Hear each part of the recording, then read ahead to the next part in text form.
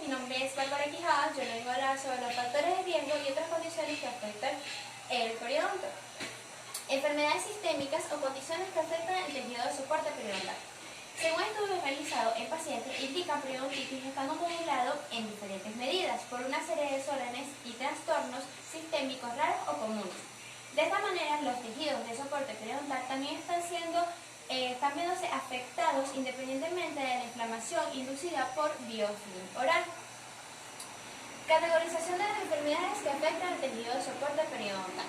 Estas enfermedades y trastornos se pueden categorizar de la siguiente manera: hacia aquellos que tienen efecto predominante sobre la destrucción del periodonto, como son las trastornos genéticos, enfermedades con inmunodeficiencia adquirida, así como también las enfermedades inflamatorias y trastornos comunes, y principalmente las no transmitibles como la diabetes mellitus, así también como las condiciones o factores de riesgo principales como son el tabaquismo y la obesidad. Condiciones agudas. Varias condiciones existen alrededor de los dientes que pueden disponer y modificar el curso de las enfermedades periodontales. Esto puede ocurrir como resultado de las condiciones o posiciones de los dientes producidas por un tratamiento dental. Estos factores relacionados en los dientes contribuyen al desarrollo de las enfermedades periodontales y aumentan la acumulación bacteriana o permiten el ingreso de la acumulación bacteriana en sí misma. Gracias. Enfermedades y condiciones mucogengivales. La clasificación anterior y el campo revelante del grupo de trabajo dirigido por Ian Schaap y Brian Mayer en el 2018 debatió sobre la clasificación y las definiciones clínicas de los cuadros gingivales, que incluyen situaciones inducidas por acúmulo de placas bacterianas y otras no inducidas por placa. La mayoría de los cambios son con respecto a la clasificación anterior. En 1999 estaban asociados a la inflamación gingival inducida por la placa bacteriana y sobre todo a la adición de una definición específica de salud periodontal. En 1999 la clasificación de la gingivitis inducida por placa bacteriana incluía 4 subclasificaciones. La primera fue la gingivitis asociada únicamente a la placa bacteriana. 2. A las patologías gingivales modificadas por factores sistemáticos. 3. Las patologías gingivales modificadas por fármacos. Y 4. Las patologías gingivales modificadas por malnutrición. La nueva clasificación usa definiciones diferentes. La primera, que es la gingivitis asociada únicamente al biofilm.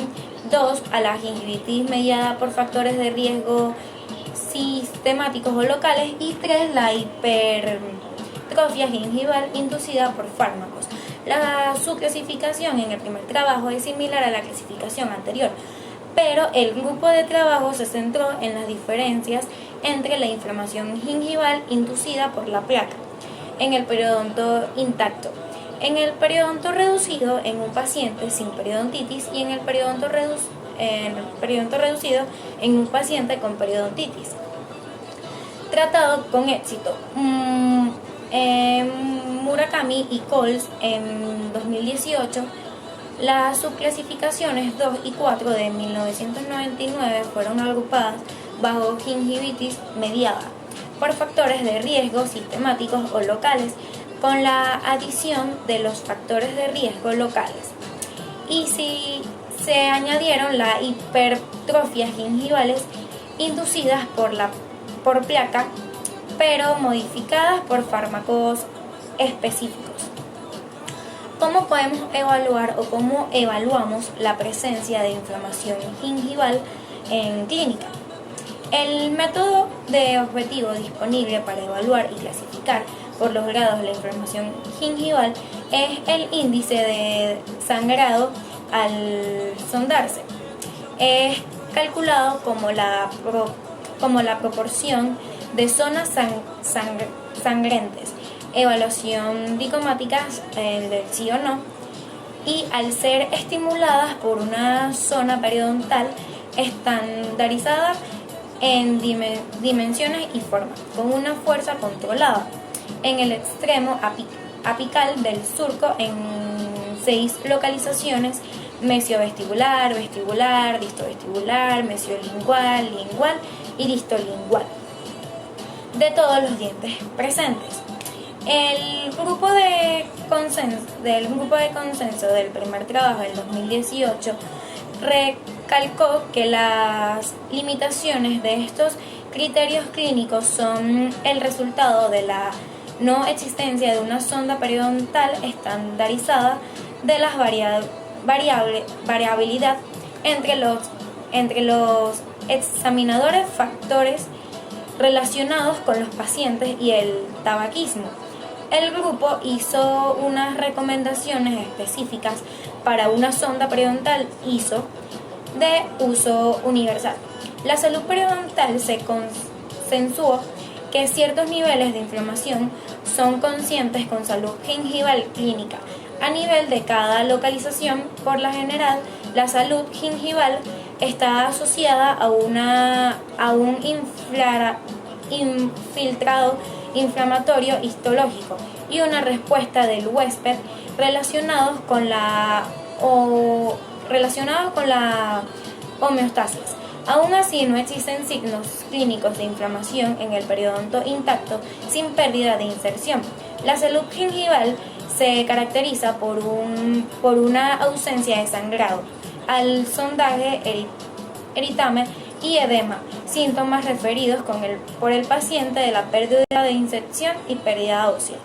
Los niveles óseos fisiológicos pueden oscilar entre 1, 0 y 3, 0 milímetros, desde la unión homeocentaria. La salud gingival clínica en un periodonto reducido se caracteriza por los mismos criterios, en que un periodonto intacto, pero de presencia de niveles de inserción clínica y óseos reducidos. Gracias. Mi nombre es Génesis García y mi punto a exponer es las fuerzas oclusales traumáticas. Existen una gran variedad de enfermedades y condiciones que pueden tener un impacto negativo en el aparato de inserción periodontal. Entre todas estas enfermedades y condiciones encontramos a las fuerzas oclusales traumáticas. Una fuerza oclusal traumática, conocida anteriormente como fuerza oclusal excesiva, se define como cualquier fuerza oclusal que puede generar un daño o lesión en el aparato de inserción periodontal y en los dientes, teniendo como resultado una lesión en el ligamento periodontal, fracturas dentales, trauma por oclusión o desgaste oclusal excesivo. Continuando con lo que es un trauma oclusal, este se refiere a una lesión en el ligamento periodontal, hueso alveolar o porción radicular del diente ocasionada por fuerzas oclusales traumáticas. Cuando un trauma oclusal, tratamiento o enfermedad alteran la oclusión de un individuo mediante la eliminación o cambio de la superficie de mordida de algún diente, esto va a generar que los dientes se encuentren dispuestos de forma desigual o diferente, alterando así la oclusión normal. Cuando este cambio se vuelve perjudicial para la forma en que los dientes ocluyen o hacen contacto unos con otros, se dice que el paciente tiene un trauma oclusal. Esto tiene como resultado un ensanchamiento del ligamento periodontal, que es el que rodea la raíz del diente y lo protege ante las fuerzas que recibe durante los movimientos de la masticación. Ahora tenemos lo que es la clasificación del trauma por oclusión. De acuerdo a la naturaleza de su causa, el trauma por oclusión se puede clasificar en dos tipos: trauma por oclusión primario y trauma por oclusión secundario. El trauma por oclusión primario se refiere a una lesión que genera cambios en el tejido debido a las fuerzas oclusales traumáticas aplicadas sobre uno o varios dientes con soporte periodontal normal, es decir, que no ha sufrido pérdida del aparato del soporte óseo. Este se manifiesta clínicamente con una movilidad adaptativa no progresiva y ocurre en presencia de niveles de inserción normales y también en presencia de fuerzas oclusales traumáticas. En cuanto a lo que es el trauma por oclusión secundario, se refiere a una lesión que genera cambios en el tejido debido a las fuerzas oclusales normales o traumáticas, aplicadas sobre uno o varios dientes con soporte periodontal reducido. Ocurre en presencia de pérdida de inserción y fuerzas oclusales normales o traumáticas. Continuando con lo que es el diagnóstico y los síntomas, tenemos que se puede realizar un diagnóstico de trauma por oclusión si el paciente presenta los siguientes síntomas. Tenemos como primer síntoma la movilidad dentaria o migración dental.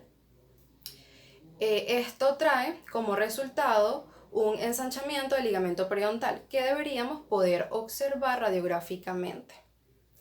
Acá podemos observar un canino en posición normal y la imagen a su lado se observa que el canino se desplaza ligeramente hacia la derecha.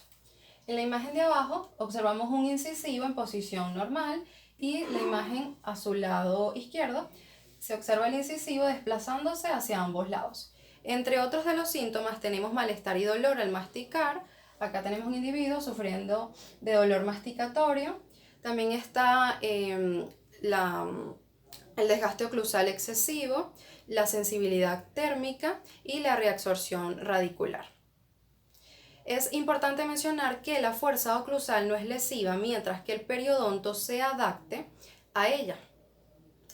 Los síntomas que acabo de mencionar son el resultado del fracaso de la estructura de soporte para adaptarse o resistir a estas fuerzas oclusales, ya que las fuerzas oclusales traumáticas o excesivas pueden rebasar la capacidad adaptativa del periodonto y los dientes.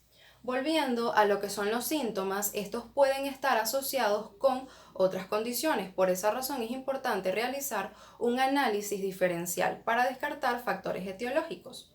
Por ejemplo, la movilidad dentaria puede deberse a una pérdida de inserción clínica y las facetas de desgaste pueden ser el resultado de hábitos parafuncionales como el bruxismo.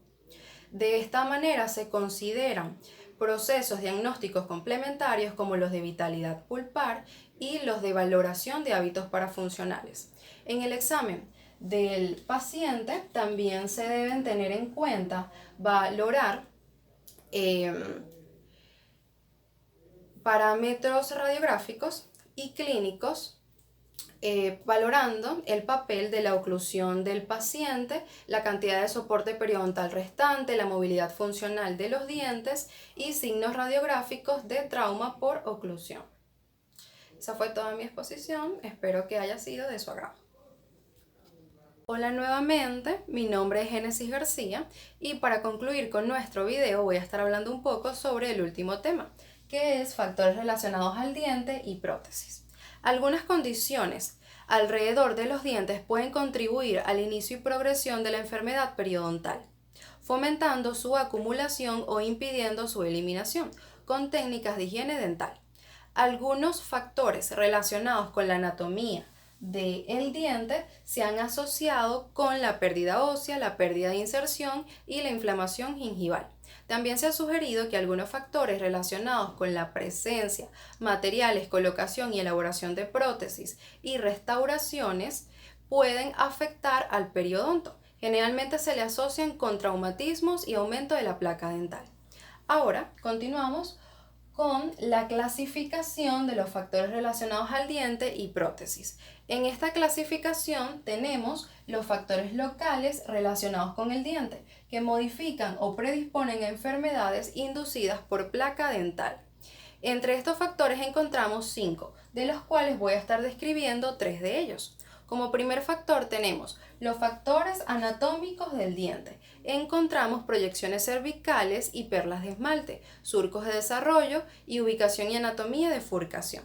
Como segundo factor tenemos las fracturas radiculares, las cuales se pueden clasificar dependiendo de su trayectoria, extensión u ubicación. Su trayectoria puede ser vertical, transversal u oblicua. Su ubicación puede estar dada en la región cervical, media o apical y su extensión puede ser completa o incompleta. Como tercer factor tenemos la reabsorción radicular cervical. La reabsorción radicular externa se puede clasificar en 3 tipos, dependiendo de su etiología y patogénesis, en superficial inflamatoria o de reemplazo. La reabsorción radicular que tiene lugar en el tercio cervical de la raíz tiene una comunicación directa con lo que es el ecosistema microbiano subgingival. La retención de placa dental en estos sitios puede generar periodontitis y gingivitis. Como otros factores relacionados con el diente tenemos la proximidad radicular y la erupción pasiva alterada. Continuando con los factores relacionados con las prótesis dentales, tenemos como primer factor los márgenes de las restauraciones colocadas dentro de la inserción del tejido supracrestal. Se tiene la hipótesis de que las restauraciones que invaden la inserción del tejido supracrestal puede traer una respuesta inflamatoria, trayendo como resultado una pérdida ósea y una migración del epitelio de unión, que posteriormente genera una inflamación crónica y periodontitis. Como segundo factor relacionado con las prótesis dentales tenemos los procedimientos clínicos relacionados con la fabricación de restauraciones indirectas. Las prótesis parciales removibles se han asociado mucho con las caries, gingivitis y periodontitis. En un estudio realizado, este no mostró cambio en la profundidad de sondaje, pero sí en los niveles de placa dental e inflamación gingival, tanto en pacientes con prótesis removibles o parciales. Otros autores afirman que cuando al paciente se le da una instrucción detallada de autocontrol de la placa dental y éste realiza su mantenimiento periódico frecuentemente, pueden darse resultados favorables con respecto a los niveles de placa dental e inflamación gingival. Esta es toda mi exposición. Espero que les haya gustado nuestro video.